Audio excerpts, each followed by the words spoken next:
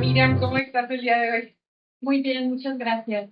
Me da muchísimo gusto y ya podamos estar aquí compartiendo con todos ustedes esta parte del camino de la historia. Vamos a estar acompañando a Miriam para que nos platique más de su historia. Y pues vamos a empezar, ¿lista para el episodio uno? Sí, listísima. Ok. Am, ya habíamos platicado en el episodio anterior, en la entrevista que tuviste el favor de venir a hacer conmigo a mi canal. Si no la han visto, vayan a checarla en este momento. De toda la complejidad de tu historia, ¿no? Entonces ahorita vamos ya a hacer como capítulos o ramas más específicas de esto. Y me gustaría que me platicaras con qué quieres empezar. Eh, Muchas gracias. Me da mucho gusto estar contigo y te agradezco mucho que me acompañes en este proceso y en esto que es muy nuevo para mí. El día de hoy yo quiero platicarles sobre mi abuela, que fue la mujer que me adoptó desde que era bebé y pues cómo fue mi vida con ella, cómo me impactó al ser adulta y pues las herramientas que tomé para sanar y para salir adelante de todo de todas las heridas que me causó convivir con ella. Como ya habíamos visto, vamos a hacer un pequeño capítulo chiquito. La parte de tu historia de la adopción con tus abuelos, bueno, ya nos platicaste el por qué, cómo, cuándo. Nos platicó también en ese episodio cómo se enteró y cómo fue todo esto, pero pues evidentemente tu abuela pasó a tomar un lugar en, pues en un rol de su vida que no era el que le correspondía. Entonces, obviamente, esto tiene mucho impacto y tiene muchas ramificaciones, ¿no? Y bueno, todos sabemos, creo que, pues nuestras propias historias son transmitidas vía el linaje. Entonces, me imagino que sí ha de haber sido un choque muy intenso para tu árbol genealógico el que se saltaran esos así como episodios. Y pues porque aparte pues tu abuela también ya venía de otra generación, de otros tiempos. ¿Cómo era este pacto? Pues mira, es algo demasiado complejo porque de alguna manera me quitó identidad. Ella tomó el papel de mi madre, eh, pero pues fue sumamente doloroso porque yo llego a su vida cuando ella tenía alrededor de 50 años. Entonces había una brecha generacional pues muy grande. Ella tenía, como bien lo comentas, pues otras ideas sumamente diferentes y ya estaba en un periodo de vida pues muy cansada porque ella tuvo 11 hijos. Entonces yo llegué a su vida en un momento bastante complejo donde ella estaba muy cansada, evidentemente, de criar a 11 hijos. Su hijo menor me llevaba 7 años. ¿Cómo fue para ti? Porque me imagino, o sea, es una percepción mía, pero que te lo han de haber dicho, ¿no? O sea, las personas, sin saber a lo mejor, tus mismos tíos que eran tus hermanos en ese momento, o incluso pues tus abuelos, ¿no? Ya nos agarraste cansados, o sea, ¿cómo se reflejaba, cómo te hacía sentir eso? Me hace sentir muy mal porque cuando yo era bebé, el recuerdo que tengo es que el más, digamos, cariñoso era mi abuelo. Ella no. Ella nunca fue cariñosa conmigo. Entonces, como que ellos me ignoraban mucho. Como que ellos, mm, pues de repente sí me cuidaba a mi abuela, pero era muy esporádico. Entonces, las veces que me cuidaba, pues lo hacía con mucho enojo, con mucha molestia. Era como una piedrita en el zapato para ellos. O sea, como con mucho hartazgo, ¿no? O sea, Con creo que mucho se puede hartazgo. entender eso. Exacto. Quiero platicarte más o menos cómo era mi abuela. Sí, es lo que te iba a decir, como que ponos una imagen mental, de cómo era. Mira, pues cuando empecé a tener conciencia, mi abuela era una mujer como de unos 65, unos 60, obesa. Ella tenía problemas de peso, problemas con su alimentación, entonces ella era obesa. Y yo cuando era chiquita, pues la veía enorme, ¿no? Veía esta figura enorme, altísima, grandísima, y ella usaba gafas, em, y su forma de ser era muy osca, era una mujer muy tosca, no tenía esa ternura que algunas mujeres tenemos para tratar a un bebé o para tratar a un niño, ¿no? Ella no lo tenía, era una mujer bastante enojona, siempre estaba enojada, histérica, deprimida. Yo fui testigo de muchas veces cuando a ella le dieron ataques de pánico, pero pues en ese momento yo no sabía qué era lo que le pasaba y evidentemente ella tampoco. En esos tiempos no se hablaba de eso. ¿Cómo se manifestaban sus ataques de pánico? Por ejemplo, un día tuvo un problema, discutió con una de mis tías, que era su hija favorita. Esa tía tiene nombre de una flor. Y entonces era su hija favorita y era un intercambio entre ellas. O sea, ahora que analizo a mi abuela, siento que mi abuela era narcisista, porque tenía, por muchas cosas que he podido razonar ahora, pero tenía este vínculo con esa hija que era su favorita, porque esta hija le hacía todo lo que a ella le tocaba, o sea, todos los quehaceres de casa, todas las responsabilidades que como esposa y ama de casa le tocaban a mi abuela, se lo hacía a mi tía. Y era un intercambio entre ellas. Era como mi tía, yo hago lo que quiero, yo ando con quien quiero, yo hago mi vida como yo quiero, Pero tú no te me facilito la regañas, vida. no me dices nada y yo te ayudo a hacer todo lo que a ti te toca. Tenían ese intercambio. Entonces era un vínculo entre ellas muy fuerte, muy, un amor tóxico horrible. Entonces un día discutieron y mi abuela se exaltaba mucho porque ella siempre la torturaba o la castigaba con que discutimos, me voy. Entonces se iba de la casa mi tía y mi abuela yo creo que sentía ese agobio de ya se me fue la que me resuelve la vida, ¿qué voy a hacer sin ella? Se ponía muy mal. Entonces un día yo alrededor de unos 8 años, yo creo, 7, la veo que sale a un patio que teníamos. Había una escalera de caracol en ese patio y de repente la veo que empieza a golpearse con los puños la cabeza y a gritar. O sea, gritaba como si la estuvieran, o sea, unos gritos horribles y se golpeaba la cabeza y de repente se pegó en esa escalera que era de fierro la escalera. Y yo empecé a ver cómo le sangraba la cabeza y luego se deja caer al piso y en el piso se sigue pegando, o sea, agarraba y se pegaba en el piso. Entonces fue impactante para mí porque imagínate lo que es para una niña ignorante de pueblo ver esa escena a los 7 años, que te sientes sola, que te sientes desprotegida, que le tienes tanto miedo a esa persona, que esa persona te maltrata tanto. Entonces mi instinto fue, me apaniqué, pero salí corriendo a pedir ayuda y fui a pedirle ayuda a una vecina que teníamos, que se llamaba Lupita, y me acuerdo que llegué y le toqué y le dije, señora Lupita, por favor, ayúdeme porque mi mamá se puso mal. Y entonces la señora bota lo que estaba haciendo y se viene corriendo conmigo. Llegamos a la casa y mi abuela seguía tirada en el piso, sangrando. Entonces la señora la recoge y, señora, por favor, tranquila. O sea, la señora súper amable y súper linda. La sienta en una silla, creo, y no me acuerdo si salió mi abuelo o uno de mis tíos, ya no recuerdo. Pero total, que la empezó a auxiliar. Cuando se fue la señora Lupita, mi vecina, cuando se fue, mi abuela voltea conmigo y me empieza a insultar.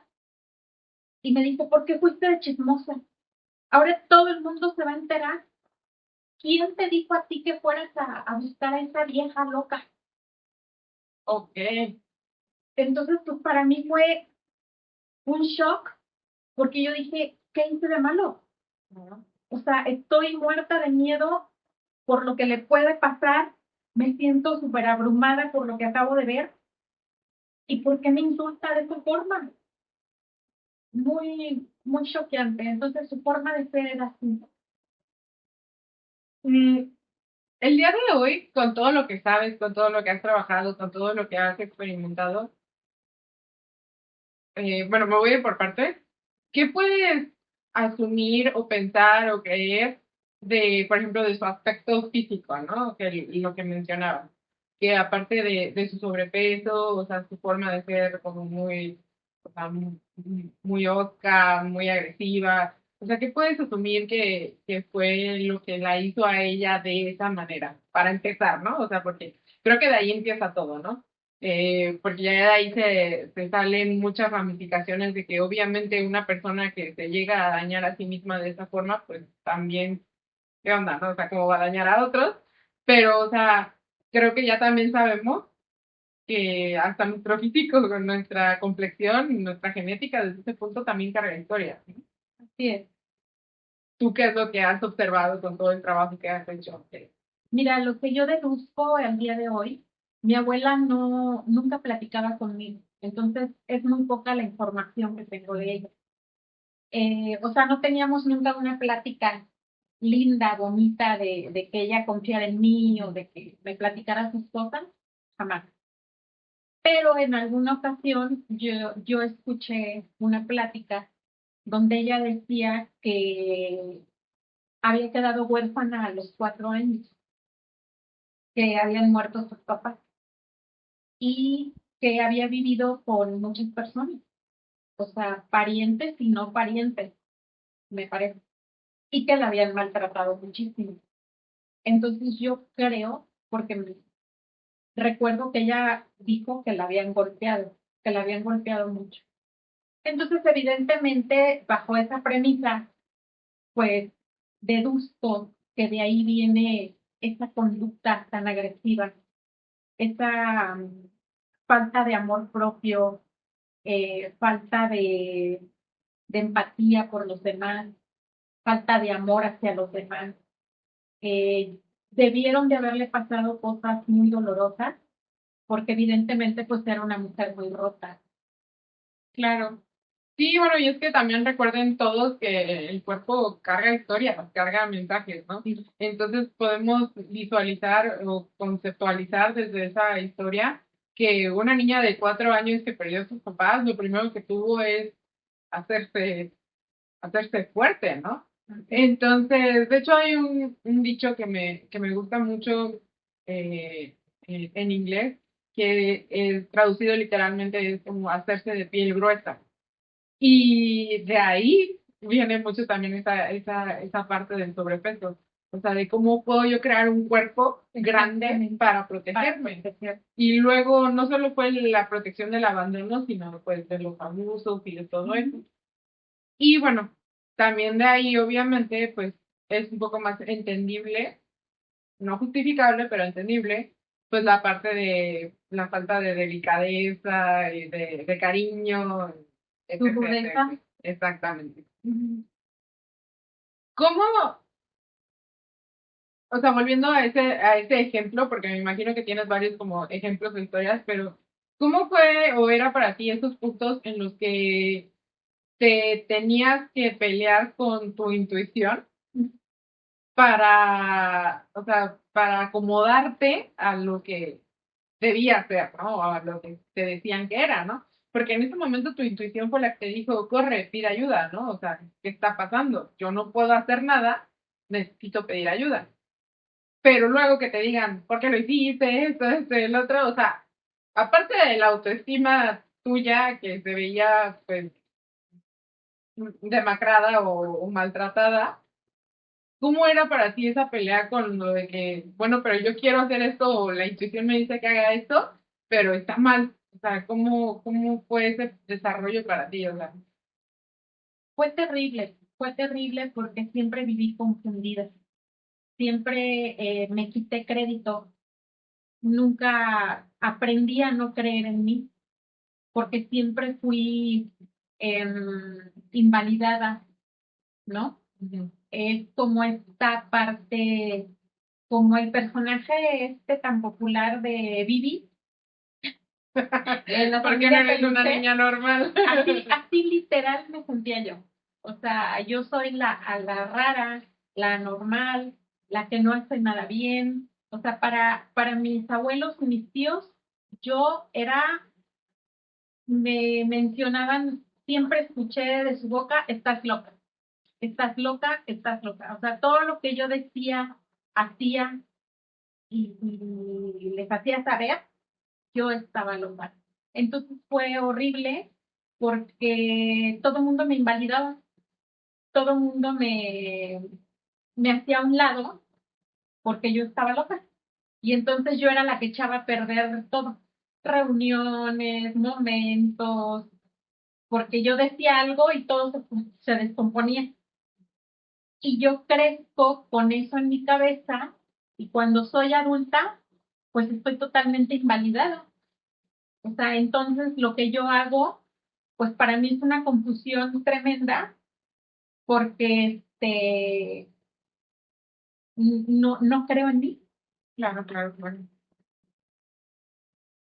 ¿Hay algún momento que tú recuerdes, a lo mejor ya en la adolescencia o un poquito más como chiquita, pero ya entrando a un punto de conciencia en el que tenías a las personas diciéndote estas cosas de estás loca, estás mal, lo arruinas, y que tú realmente decías, no, pero yo estoy en lo correcto, o sea, algún momento así como que te diera por luchar, por defenderte?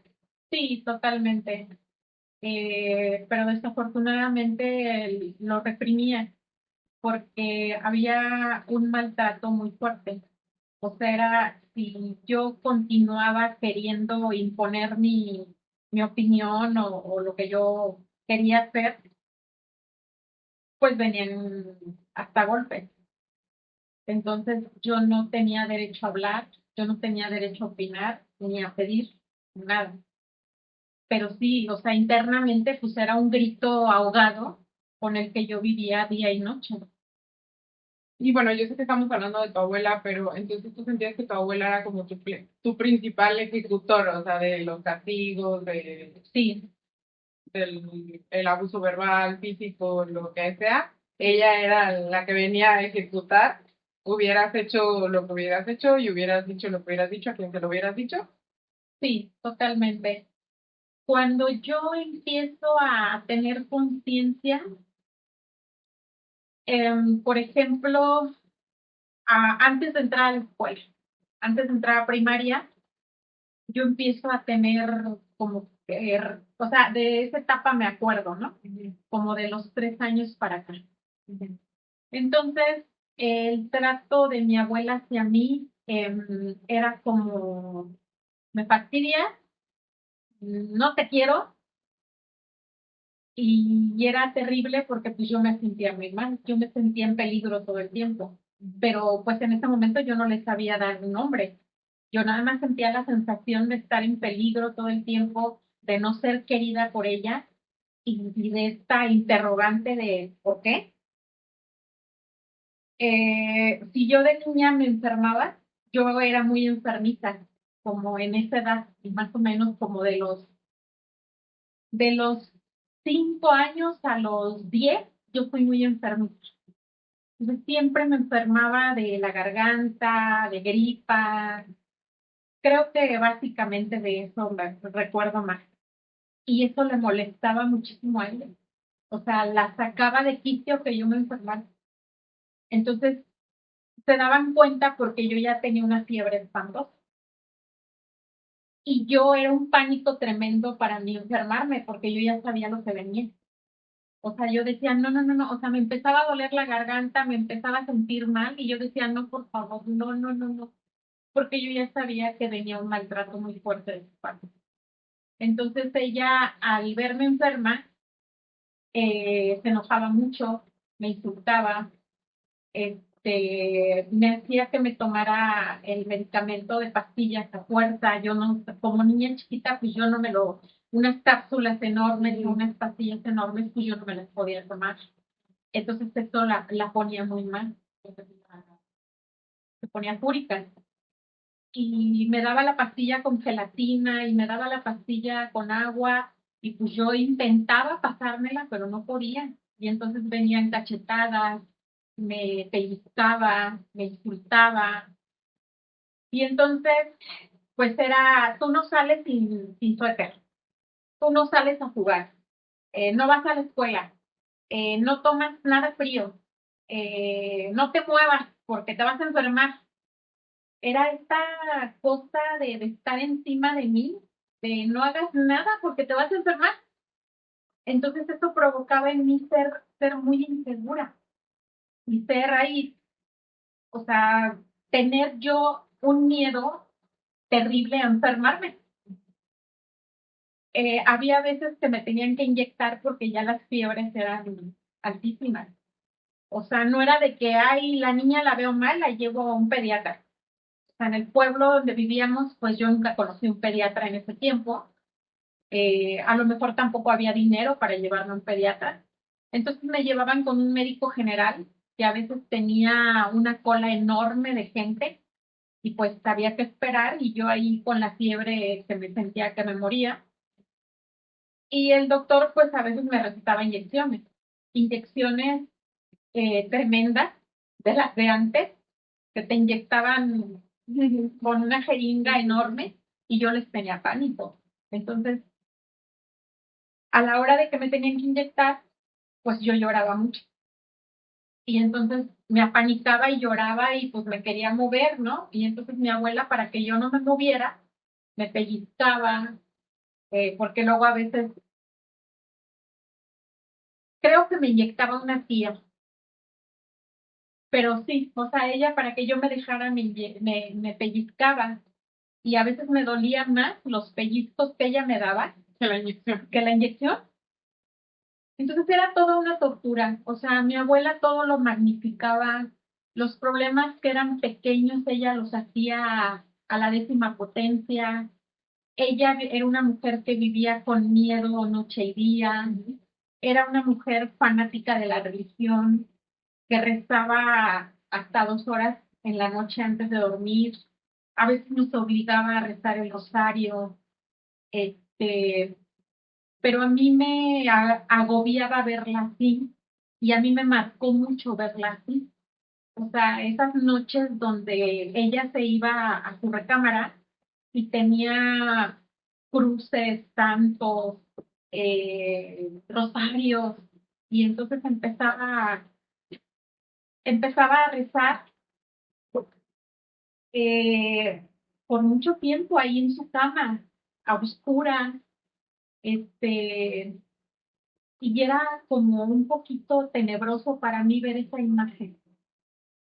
Y después verla con su actitud tan negativa, su actitud tan violenta, y verla rezar tanto, y ver y oírla hablar de Dios tanto, pues, para mí era una contradicción tremenda, una niña pequeña a la que nadie cuidaba, a la que nadie le decía cómo comportarse, ni aconsejaba. O sea, yo era como, pues como un animalito ahí en la casa. O sea, nadie me cuidaba realmente. O sea, me daban de comer, pero nada más. Y es que creo que nos acabas de regalar la definición exacta y precisa de lo que es una programación en modo supervivencia. Punto. Porque, o sea, mencionaste que la edad era a partir de los 3 años, 4. Estamos en una edad a lo mejor de kinder, entrar a la primaria aquí en el país, ¿no? Eh, pero cómo a través de todas esas cosas y códigos se fue programando a la supervivencia, nada más. Y obviamente, claro, o sea, era más que obvio que ibas a ser una niña enfermiza porque todo lo somatizabas, todo lo guardabas hasta que explotara. Y obviamente en esa explosión, pues había otras explosiones en otros lados, porque eran modus operandi que se sabían, todos. O sea, así te lo enseñaron porque así lo sabían hacer ellos. Entonces, pues es como como una chispa, ¿no? O sea, que va aprendiendo, explota aquí uno, explota aquí el otro, explota aquí el otro, y pues todo se va desencadenando.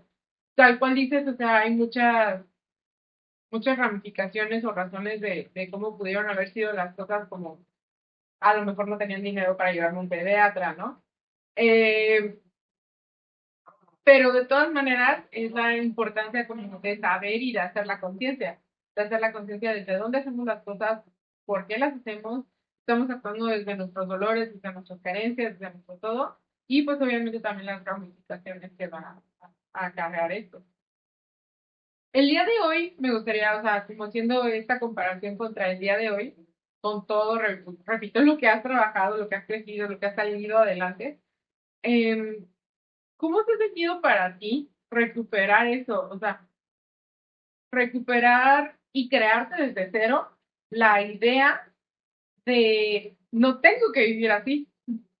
O sea, yo no tengo que estar viviendo en este modo supervivencia y reprogramarte, porque te tienes que reprogramar a ti mismo para seguir adelante. Pero la diferencia es que usamos esta palabra programación y pues pensamos en una máquina o en algún robot o algo así, ¿no? Porque pues la programación es precisamente el código fuente que le da vida, ¿no? Para que esté ya programado y cuando lo prendas funcione. Entonces nosotros como seres humanos es bien difícil porque no nos podemos apagar para reprogramarnos y para volvernos a aprender y manejar, o sea, que actuemos y todos funcionando de una manera distinta.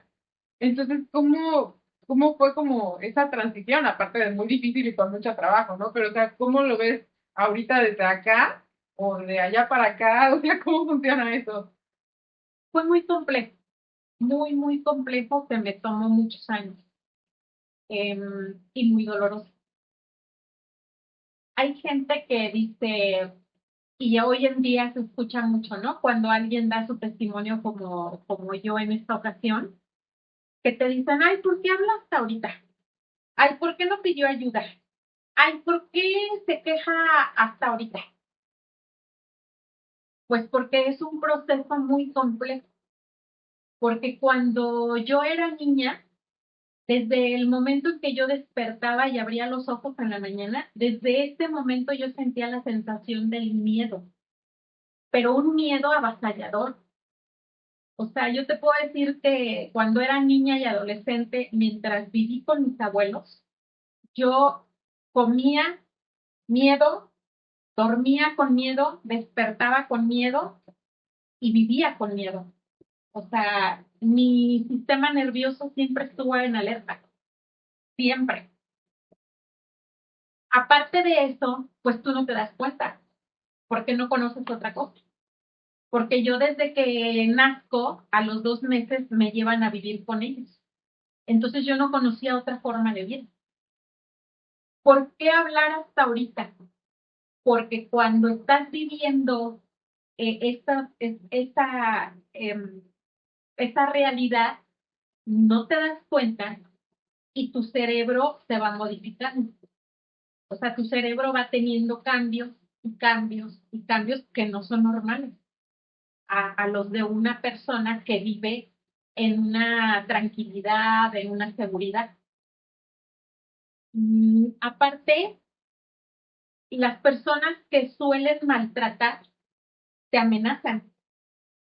En mi caso así fue. O sea, yo siempre vivía amenazada. Mi abuela siempre me decía, cuidadito y donde le cuentes a alguien, si ella tenía una tienda de abarrotes, que yo también a veces atendía, no a veces, casi siempre, siempre estuve en esa tienda, y entonces pues llegaba la gente y a veces me veían llorando o me veían mal y me preguntaban, ¿qué tienes? Y yo me quedaba así como, y yo, pues a veces quería decirles, ayúdenme por favor, me estoy muriendo, me siento muy mal, sáquenme de aquí. Pero yo me quedaba porque me acordaba, me quedaba callada porque me acordaba de las palabras de mi abuela y de mi abuelo y sus caras, ¿no? Sus caras que se deformaban cuando me engañaban. Entonces mi abuela siempre me amenazó de que yo dijera algo de cómo era mi vida con ellos. ¿Desde dónde venían las amenazas? O sea, desde el punto de hice algo para que se enojaran y me están regañando y ahí me amenazan de que o de la vida cotidiana. De la vida cotidiana. O sea, de estoy lavando los trastes y cuidadito con que le platiques a alguien lo que pasa aquí, así Sí, de la nada. sí, literal. Mi abuela era muy adicta al qué dirán.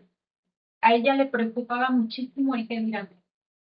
Entonces, era una mujer que no socializaba, no tenía amistades, no iba al salón, no era una mujer común, del común. No le gustaba ir al salón de belleza, no le gustaba ir a reuniones, no se arreglaba, o sea, su arreglo era muy descuidado. Entonces, todo lo que tenía que ver con belleza, a ella le chocaba, lo odiaba. Y ándale, que yo le salgo. Es lo que te iba a decir justo eso. Yo me empiezo a arreglar cuando empiezo a ir a la primaria, porque de repente mi tía, la favorita de mi abuela, me peinaba. Otra tía, también luego me arreglaba, ¿no? Pero ya después de esa edad, nadie. A mi abuela, pues no le importaba un carajo arreglarme. A veces me peinaba cuando iba a la escuela. Pero entonces yo a partir de esos años, yo aprendo a arreglarme y descubrí que me gustaba mucho. Entonces empiezo a tener esa como tendencia a la moda, a ver revistas, a peinarme. Tengo una foto, yo creo que tenía como unos 10 años o 9, donde yo entre mi ropa encontré un short, una playera, unos calcetines del mismo color, de color rojo, y yo me sentía divina. Y yo me puse el todo y me arreglé el cabello de lado y me paré para que, no me acuerdo quién me tomó una foto, pero yo ya empezaba con ese gusto, ¿no? De la belleza. Y era algo más que mi abuela pues también me odiaba por eso. Ella me reprimía mucho porque yo me arreglaba, porque yo me quería ver bonita. Entonces ella y mi abuelo tenían la costumbre de bañarse los sábados. No sé si porque en su extracto familiar o por su forma de vivir antes, pues a lo mejor no tenían tantos recursos y era para no gastar agua. No sé de dónde sacaron esa idea de bañarse los sábados. Entonces, el sábado a mí me ponía muy mal que ellos, a partir como de las 6 7 de la noche, preparaban todo era todo un ritual, les tardaban horas. Entonces arreglaban todo, prendían el boiler, porque eran de esos boilers de antes, y que los tenías que prender con leña. Y entonces ellos empezaban con su ritual, les gustaba echarse unos traguitos. Mi abuelo tomaba Bacardí. Como veo ese Bacardí y no, o sea, y preparaba su Bacardí con coca, transformaban la sala de la casa en un bar y ponían música, que les encantaba la música, de ahí viene mi gusto por la música también. Mi abuelo era muy artístico y entonces les encantaba oír tríos de los artistas de ese tiempo. Se bañaban y luego ya se iban y se sentaban a la sala a tomarse sus traguitos y a estar ellos dos ahí solos. A pesar de que vivíamos, pues yo, como 4 hijos de ellos y yo, pues no nos tomaban en cuenta, o sea, ellos la pasaban bien ellos. Y a mí era, vete a la tienda, vete a atender la tienda. Entonces a mí me hacían sentir muy mal porque siempre fui expulsada, siempre fui, tú no, tú tienes que trabajar, tú tienes que limpiar, tú tienes que atender la tienda.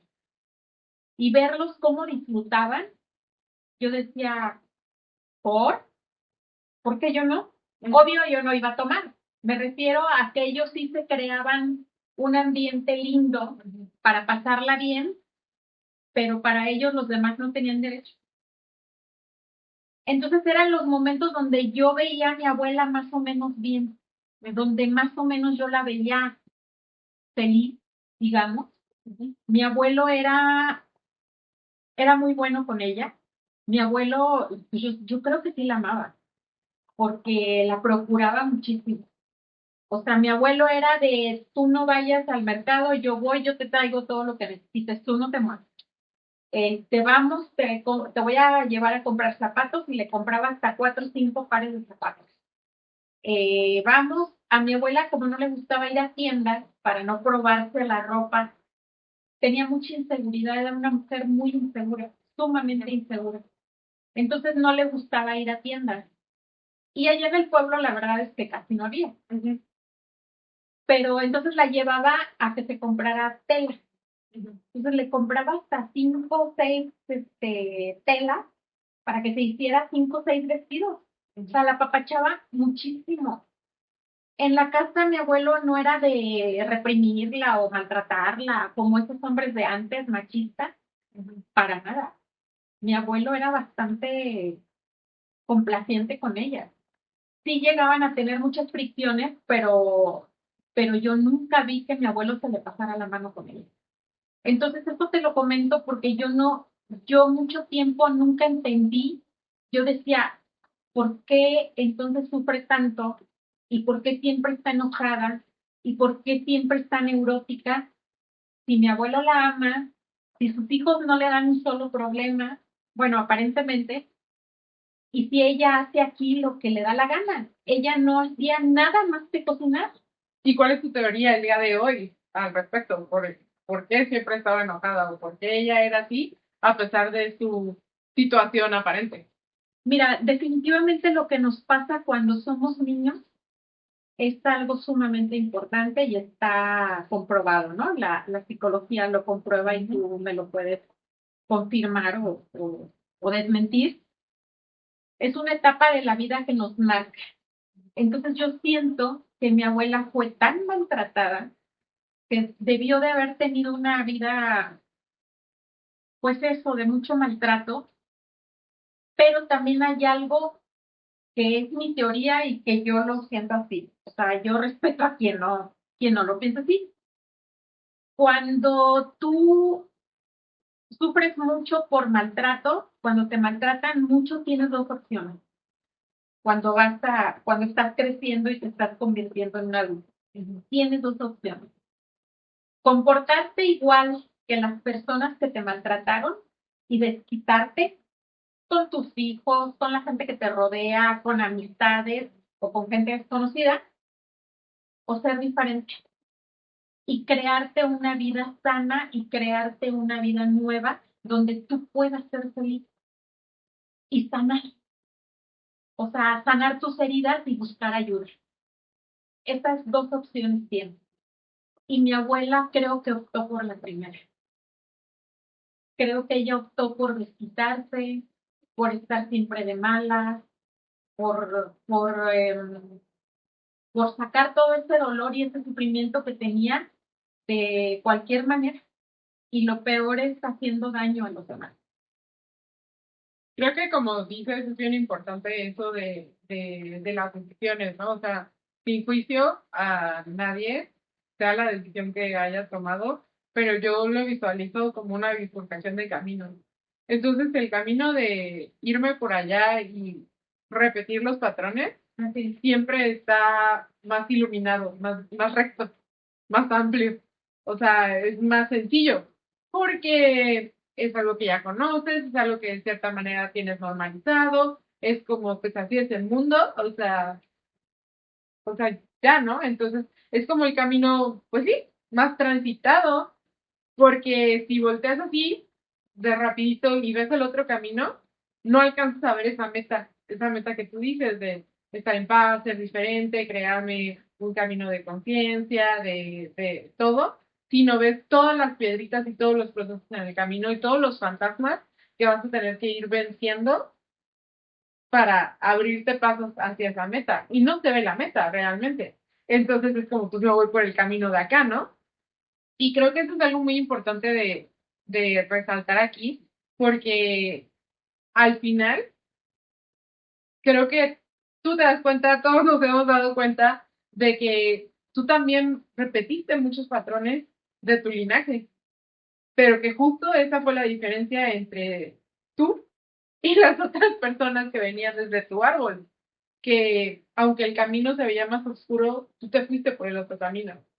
¿Por qué se ve más oscuro? Porque claro, o sea, es todas esas cosas que venían de maltratos, de abusos, de cosas normalizadas dentro del árbol, eh, enfrentarte a todo lo que esas cosas te han generado. Porque al final, tu abuela era una mujer lastimada, con poca autoestima, sin sistema de apoyo, y todo eso lo fuiste tú en algún momento. Entonces, es enfrentarte a esa oscuridad y pues hacer el trabajo difícil, ¿no? El trabajo pesado. Pero claro que todos venimos también a este mundo por una misión, todos venimos con un propósito. Y la verdad es que en experiencia propia, los patrones de los linajes se rompen cuando se tienen que romper. Cuando ya es insostenible seguirlos cargando, ¿no? Entonces,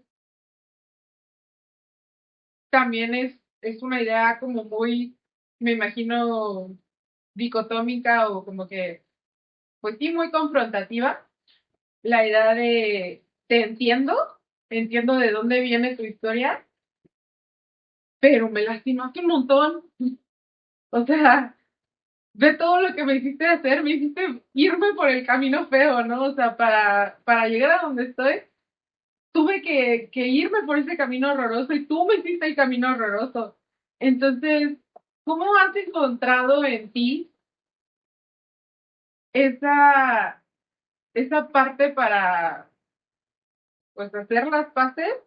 Simplemente con el hecho de ahorita poder hablar al respecto de eso, por lo que ya nos habías comentado anteriormente, para hacerlo diferente, ¿no? O sea, ¿cómo encuentras esa tranquilidad de cómo en todo el caos, en toda la tormenta, decidiste igual irte por el camino menos bonito, menos amplio, menos iluminado?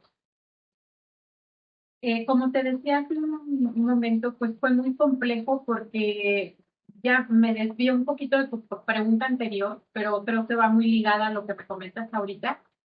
Eh, Cuesta mucho trabajo porque no tienes conciencia, o sea, no tienes un conocimiento de lo que es eh, la vida sana o la vida con conciencia.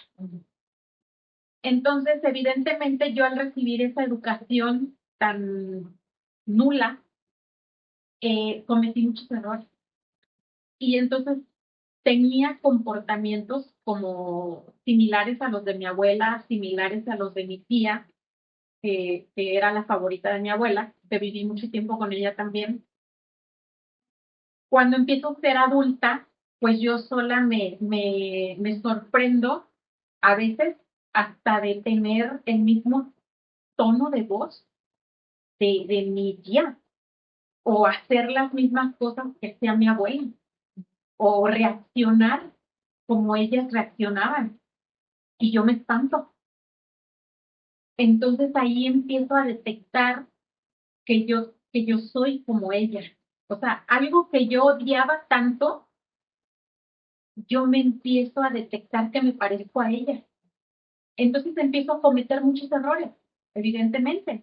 O sea, mis relaciones eran, pues eran malas porque yo no me sabía comportar, yo no sabía, yo no era educada, yo no sabía lo que era la lealtad, lo que era el respeto, lo que era tener una amiga y quererla de verdad. O sea, sí, yo sentía amor por amiga, pero mi propio comportamiento boicoteaba mis relaciones, porque yo no sabía lo que era normal, lo que se tenía que hacer. Entonces, cometí muchos errores a lo largo de mi vida con las relaciones que tuve de amistad, relaciones de noviecitos, eh, y empiezo a pagar las consecuencias. O sea, a toda acción, pues hay una reacción. Y entonces estas consecuencias me empiezan a pegar duro. Es decir, eh, mi abuela y mi tía tenían la mala costumbre de juzgar a todo el mundo. O sea, empezando por mis tíos, mis propios tíos. criticaban, juzgaban, y yo ahí presente viéndola. Pues haz de cuenta que yo era el público de su teatro. Entonces yo era una espectadora de cómo se comportaban y lo que hacían. Y como yo no tenía otro referente, pues yo decía, pues así es, ¿no? Entonces, cuando yo empiezo a pagar las consecuencias, es decir, me acuerdo que un día en la secundaria, yo estaba en segundo año de secundaria y ese año fue clave para mí porque yo me sentía, yo era una niña súper insegura de 12 años. Yo en segundo de secundaria tenía 12 años. Era muy insegura, era muy chaparrita, tenía el busto muy grande. O sea, me empecé a desarrollar y yo, o sea, no me podía ver al espejo porque era una cosa espantosa para mí. Tenía un color de piel muy oscuro, era yo sumamente morena. Entonces, en la escuela me hacían mucha bullying por eso. O sea, por mi busto grande, por mi estatura pequeña. Pero te puedo decir que donde recibí más bullying por mi apariencia, aunque suene descabellado, fue en mi propia casa. O sea, los que más me hacían bullying eran mis tíos y mis abuelos. Sí, porque al final era es como ese sentimiento de que me lo están reconfirmando afuera, no me imagino. Entonces, pues, ¿qué me queda? O sea, ¿Sí?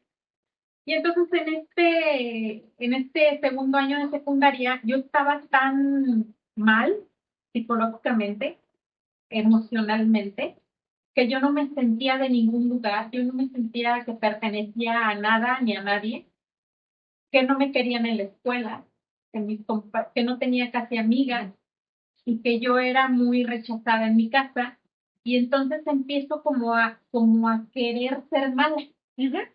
Como que me empiezo a llenar de resentimiento. ah, sí te hizo ojitos el otro camino, el camino fácil. Sí, Ok. sí, sí. Me empiezo a llenar de resentimiento y empiezo a querer ser mal. Empiezo a quererme comportar mal. Y entonces me acuerdo que me empecé a juntar con una niña, pues que era bastante mal portada. Y empezamos a portarnos mal. O sea, portarnos mal en el sentido de hablar de los demás, de juzgar a los demás, de reírnos de todos, de tener este tipo de conducta de burlonas, ¿no?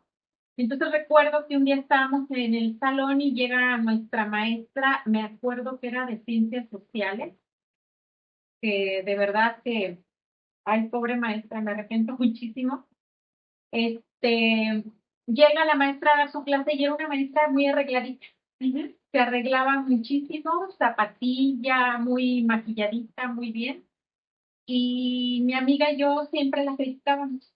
Y empezábamos, ay, mira cómo se le ve y ja, ja, ja, y mira, o sea, hacer burla, a criticarla. Y la maestra, pues se daba cuenta, pero yo no me daba cuenta que la maestra se daba cuenta. Entonces un día termina la clase y la maestra me da un papel y me dice, entrégaselo a tu mamá, quiero verla en la próxima clase. Si no viene tu mamá, no vas a entrar. Entonces yo me apaniqué. A pesar de que en mi casa no les importaba que yo fuera a la escuela, o sea, yo iba a la escuela en contra de ellos, pues yo me apaniqué. Yo dije, Dios de mi vida, pues, ¿qué pasó? Entonces yo dije, ¿cómo voy a llegar a mi casa a darle este papel a mi abuela? ¿Me va a matar? Y seguro me van a sacar de la escuela. Entonces yo lloraba y lloraba y sufría y lloraba y yo decía, pues ni modo, o sea, fue un día terrible. Llegué a mi casa y pues le entrego el papel a mi abuela. ¿Qué decía el papel? No recuerdo, pero decía que tenían que hablar con ella de mi conducta. Oh. Y entonces llega, mi abuela evidentemente no fue, a mi abuela le chocaba eso. Ella, mientras menos tuviera que hacer cosas por mí, mejor. Entonces mandó a mi tía con nombre de Flor. Y entonces ahí va mi tía. Yo vi que habló con la maestra y al salir mi tía volteó a verme con una mirada espantosa. con una mirada de así estaba ahí. Entonces yo, híjole, todo ese día me la pasé muy mal en la escuela, muy mal, pensando qué me iba a pasar cuando llegara a casa, ¿no? Y llego y las dos me estaban esperando, como dos carceleras, como dos, ¿qué te puedo decir? Sí, o sea, estaban listas para irse al cuello. Y entonces me empezaron a regañar horrible, me empezaron a insultar, pero lo que quiero mencionarte, lo que más me marcó esa vez, fue que me dijeron, ¿por qué eres así? Okay. ¿De dónde aprendiste Claro. a estar de criticona y a comportarte de esa manera? ¿Quién te enseñó eso? Entonces mi cabeza fue así como que, a ver, ¿cómo que de dónde? ¿Quién me enseñó? Pues todos los días lo veo con ustedes. Entonces mi cerebro era como, entonces no está bien, entonces esto es muy malo, este comportamiento no debe ser, y entonces ¿por qué ustedes sí lo hacen? Y entonces ¿por qué ustedes juzgan, mienten, traicionan, maldicen? ¿Y por qué me reprimen y me están regañando tan horrible por algo que ustedes también hacen? Pero fue muy bueno porque me sentí tan mal, que dije, en mi vida me vuelvo a comportar así. Entonces me fui limitando, fue una lección muy buena para mí. Evidentemente no cambié de la noche a la mañana. Cuando empiezo a ser adulta, ya estaba yo casada, sigo teniendo comportamientos equivocados, negativos, porque yo no tenía identidad, yo no sabía cómo comportarme. Y esas pocas piezas de identidad que tenías, estaban todas confundidas por eso, ¿no? Porque es todo lo que he estado aprendiendo de ustedes, pero me dijeron que estaba mal. O sea, ese es un ejemplo clarísimo. Pero creo que en parte de ese ejemplo, mire, porque tenemos dos cosas. Una que sí me gustaría así como decir y como recalcar, y creo que lo vamos a estar recalcando de aquí al final de esta serie, es que una no se viene aquí a criticar, ni a juzgar, ni a absolutamente nada. Creo que el ejemplo que dices es un ejemplo muy bueno de eso, en el que todos somos una pieza. O sea, somos una pieza en el tablerito de ajedrez, en la historia, en la película, como lo quieran ver, pero somos una pieza. Entonces, no significa que alguien que fue un villano de mi historia sea villano. O sea, no es como su entero, ¿no? Porque en esta historia que tú nos diste, tú fuiste una villana en la historia de tu maestra. O sea, porque también no sabes las ramificaciones de lo que tú y tu amiguita, desde la inconsciencia, desde su perspectiva, desde lo que sea, pudo haber tenido también en la inseguridad, en lo que sea de tu maestra. Sí. Pero solo fue tu rol que tuviste en esa película, en ese juego, en esa partida. Y creo que es lo mismo con todas las personas que nos acompañan en la vida. Entonces tú tuviste aquí un rol, o sea, el rol de tu abuela que vino a ejercer sin ponerle adjetivos calificativos de buenos o malos ni nada. Fue el rol que a ella le tocó jugar para que el día de hoy tú fueras lo que eres. Porque si tú no hubieras tenido, si ella no hubiera sido tu villana, tú no estarías aquí hoy. Sí, claro. Entonces creo que eso sí es como muy importante recalcar.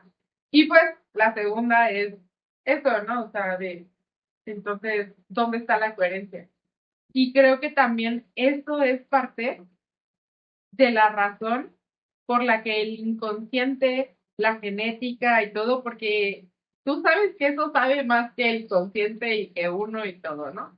Entonces tal vez también hubo mucho rechazo desde un principio y ni siquiera nadie lo entendió, pero especialmente de tu abuela, porque tú venías a hacer ese espejo. Entonces ese día tú te diste cuenta de que ni siquiera ellos se daban cuenta de dónde venía eso. Exactamente. Entonces tú veniste a hacer espejos pues de varias personas, pero específicamente también de tu abuela, de todas esas cosas que se venían repitiendo en el momento en que tú empezaste a tener esos patrones. Y creo que ahí es donde se encierra como la magia o el misterio, ¿no? De por qué me tocó vivir eso.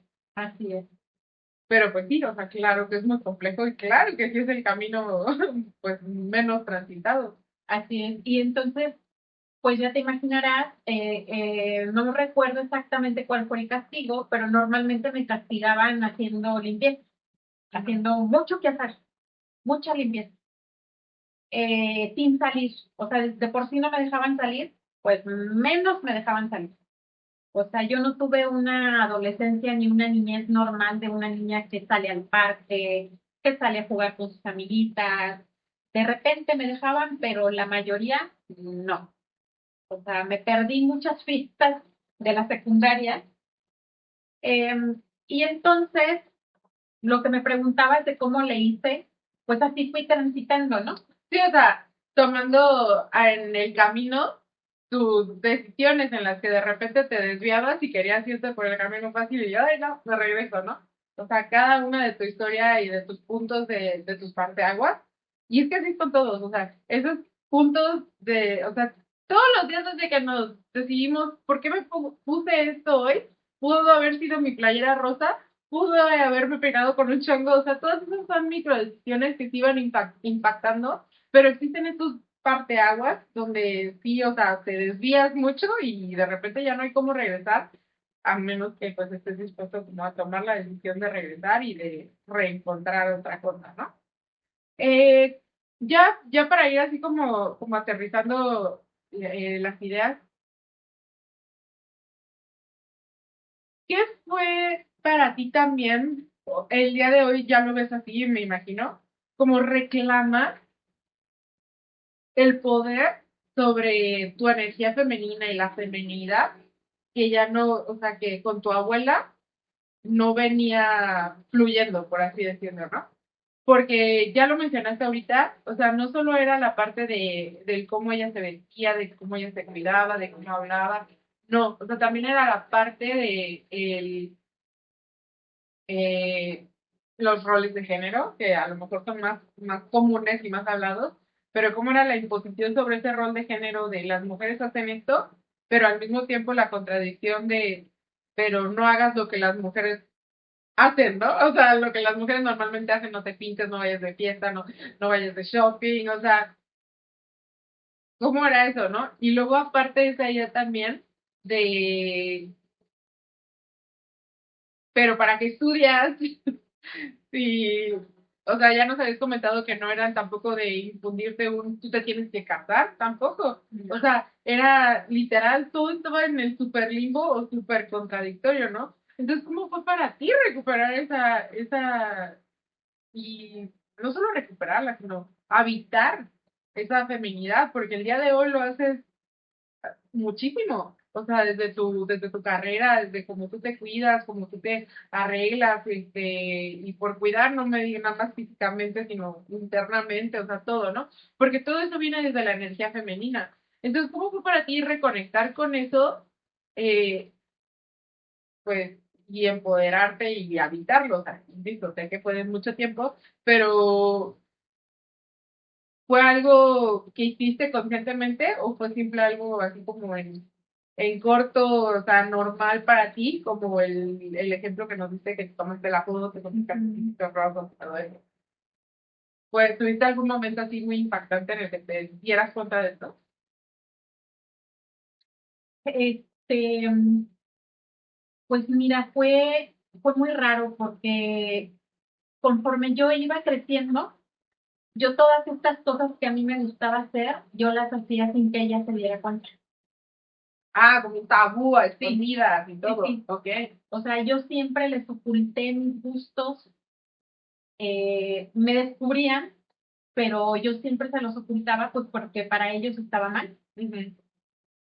Entonces, recuerdo que una vez, cuando estaba en secundaria, yo veía a unas compañeras que se veían divinas, o sea, súper arregladitas, súper bañaditas, olían rico, tenían un cabello hermoso, se depilaban. Okay. Entonces, yo uno de mis defectos que yo veía así que me ponía muy mal era que yo tenía mucho vello. Vello en la cara, vello en los brazos, en la espalda y en las piernas. Entonces yo era muy morenita y mi vello era negro. Entonces yo tenía las piernas, pero sí, completamente, ¿no? Y entonces un día le pregunté a una de esas niñas, le dije, oye, ¿tú cómo le haces para quitarte los pelitos de las piernas? Y ella me dijo, yo me depilo con cera. Y entonces yo, wow. Y entonces me dice, su mamá tenía una farmacia, era dueña de una farmacia. Y entonces ella me explicó, mira, la cera la compro tal, la pongo en la estufa y luego me la pongo y así me arranco, ¿no? Y yo no, pues yo quiero. Y entonces dije, ¿cómo le haré? ¿Cómo le haré? Pues fui a comprar la cera sin que nadie se diera cuenta y me esperé a que todos se durmieran. Mis abuelos se dormían en la parte de arriba. Bueno, todos nos dormíamos en la parte de arriba.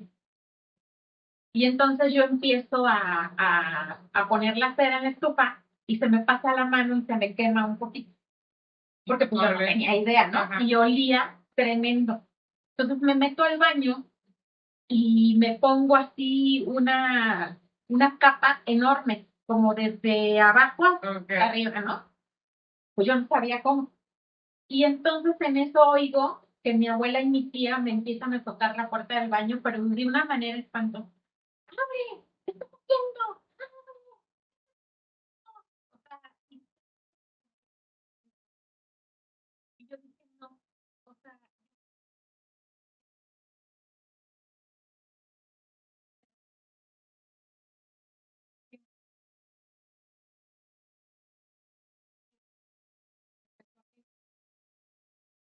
me veía las piernas y entre las dos me insultaban. Y bueno, yo así como que yo no sabía ni a cuál ponerle atención porque las dos se me echaron encima. Total que en esa disputa pues yo no me podía quitar la cera. Entonces mi abuela me dijo cosas muy tremendas, cosas que a partir de ahí me empezaron a marcar. Entonces me dijo, tú quieres andar de las cuatro letras, ¿no?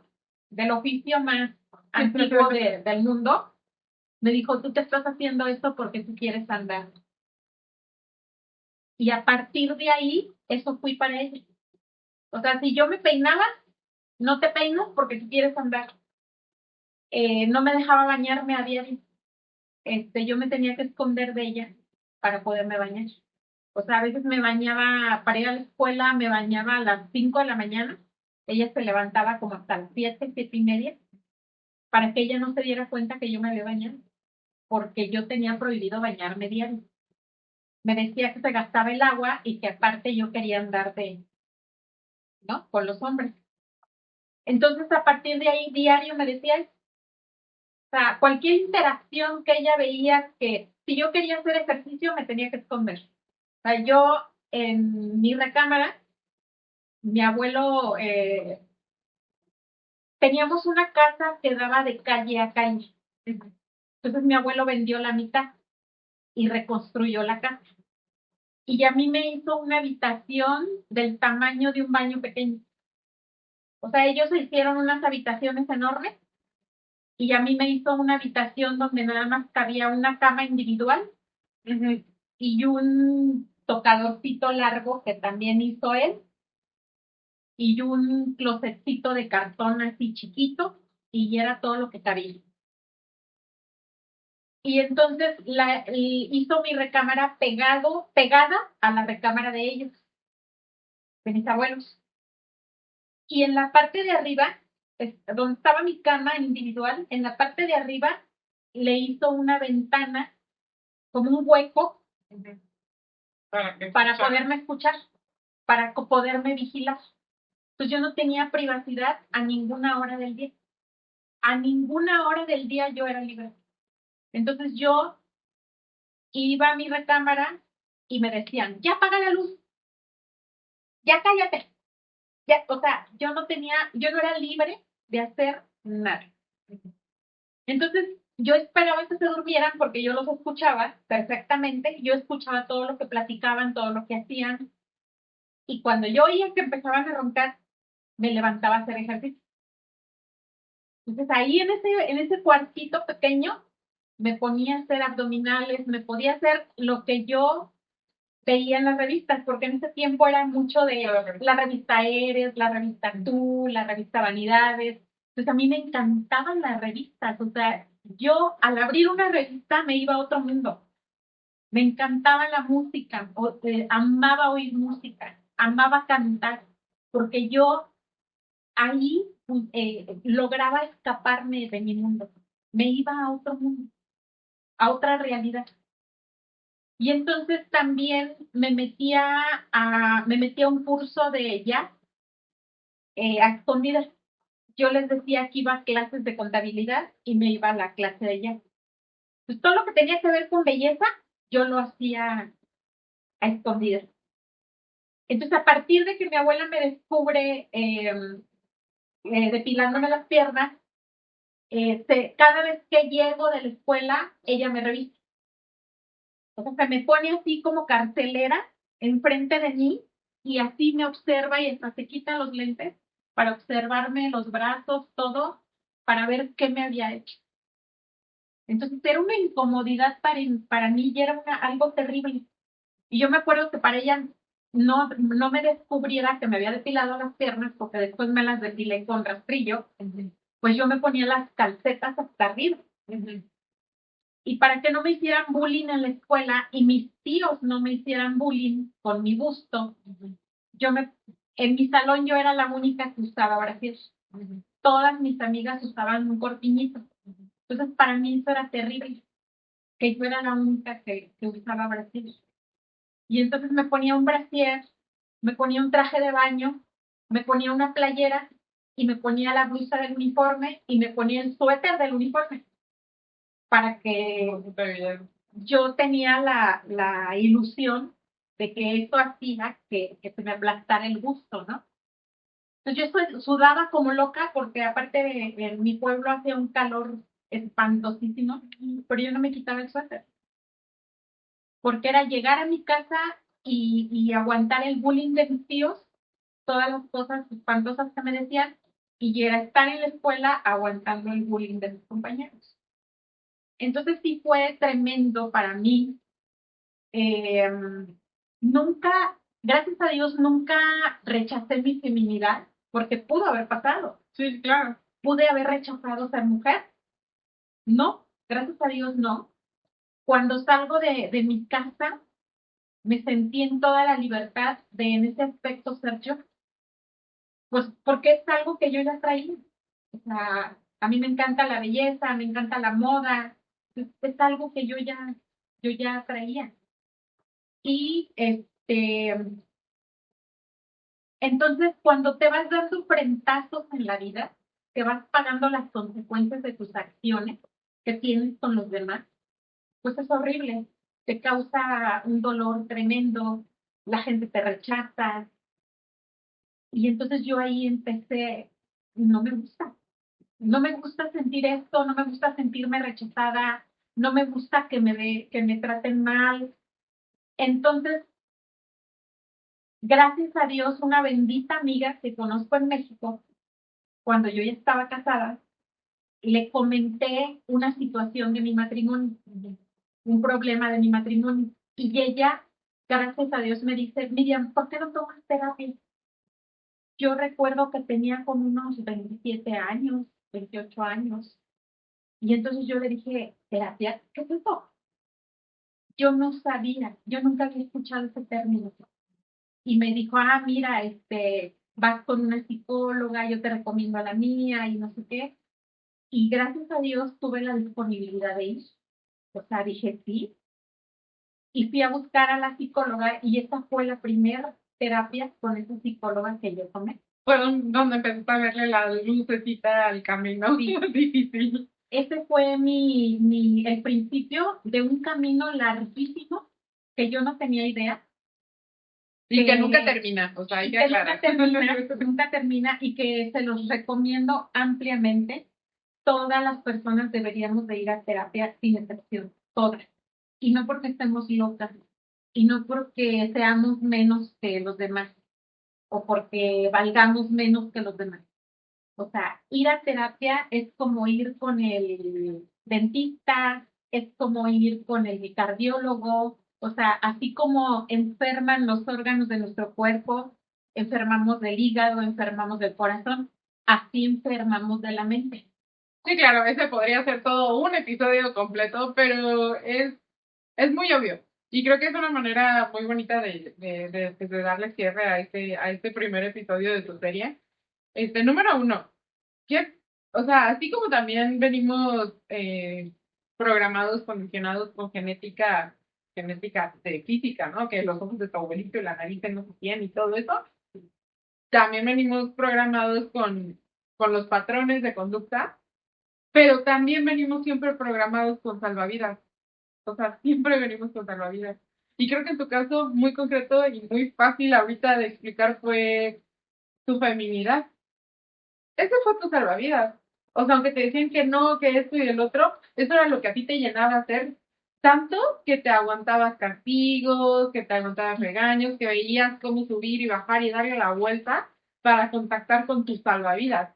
Entonces creo que nada más es cosa de que nos permitamos, en la situación que estemos en la vida, detectar cuáles son nuestros salvavidas para de ahí irnos agarrando y agarrarte fuerte en lo que pasa ese momento de así de los rápidos y de todo así horrible.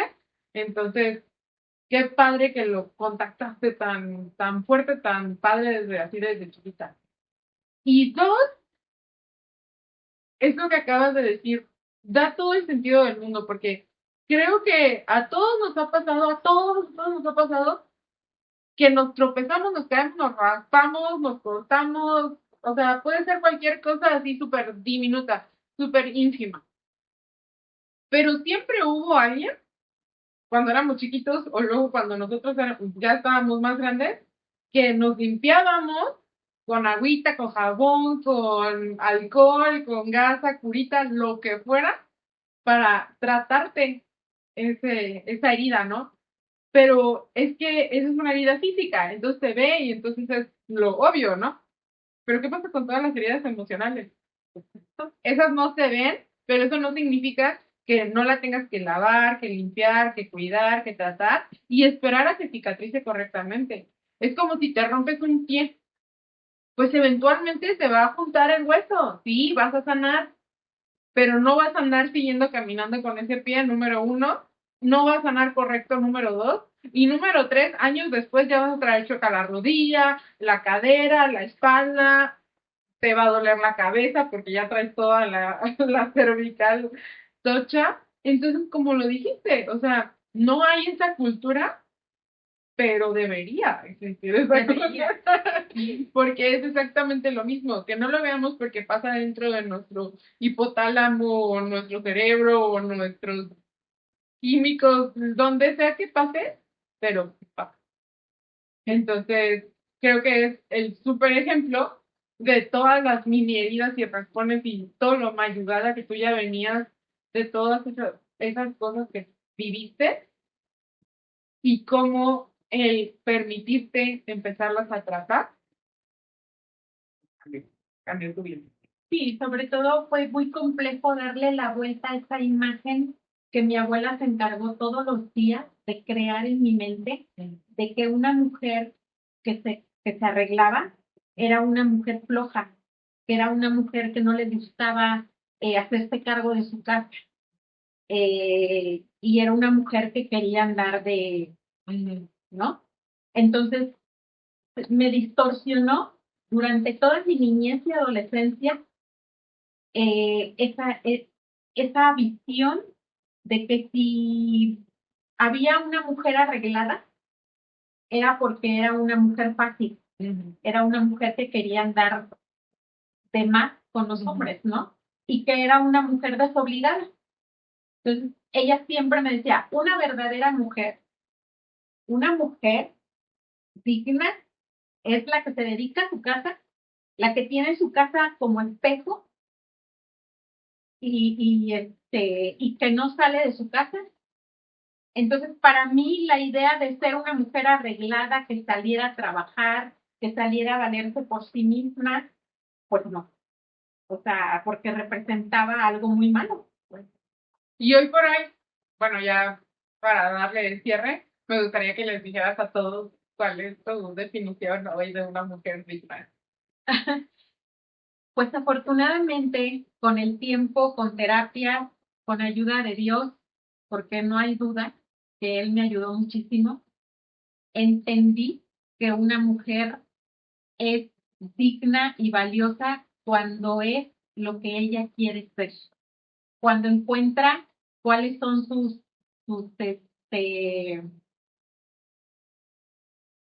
¿cómo se le dice? Sus dones, cuando encuentra los dones que Dios le dio y y entonces con esos dones trabaja y estudia y se capacita y se vuelve una mujer independiente. Pero si también esa mujer decide casarse y tener hijos, también lo es, también es valiente y también es valiosa y también es digna y que no tiene absolutamente nada que ver que una persona le guste, una mujer le guste verse linda con que, con que sea indigna. O sea, no tiene nada que ver. Cuando te arreglas, tienes autoestima. Cuando te arreglas y te gusta verte bonita es porque estás enamorada de ti, es porque te quieres, es porque te quieres ver bien. Pero lo lindo sería que te quieras ver bien para ti. O sea, primero para ti. Y ya lo que proyectas, eso ya es maravilloso y esa parte.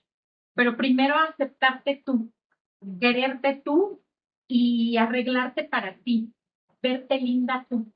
Y que es muy digno dedicarse a la belleza.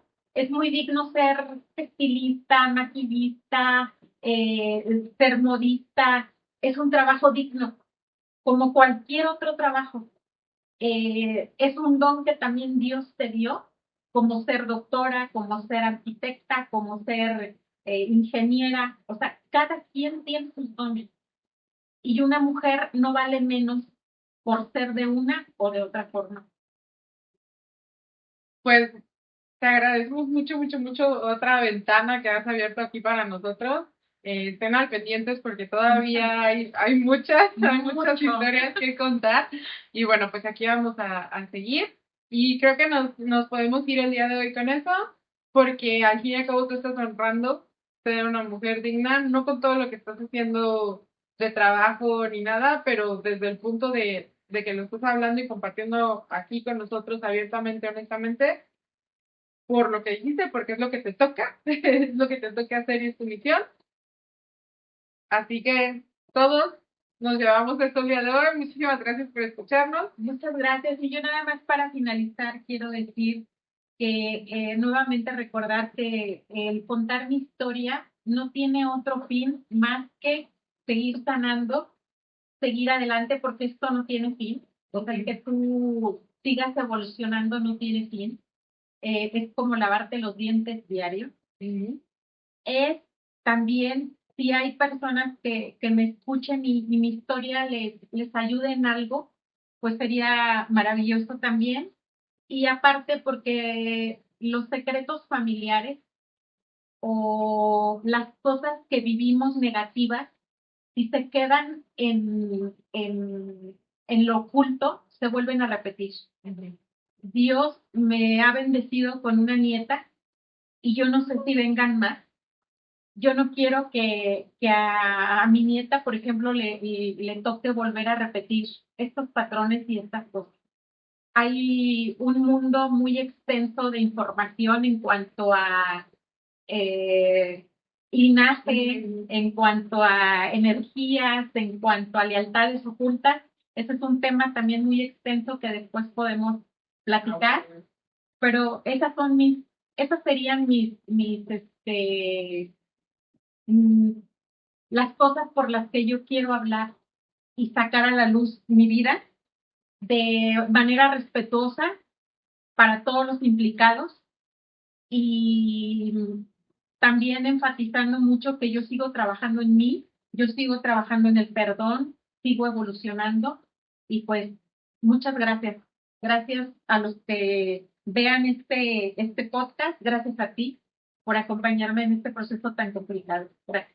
Y ya saben, si tal cual lo dijeron, si algo está resonando con ustedes, escríbanle a Miriam. Sí, Aquí claro. va a estar y le va a encantar ver sus historias y platicar y conectar. Y creo que todos también se los agradecemos. Y pues vámonos. Nos vemos en el siguiente episodio. Bye. Bye.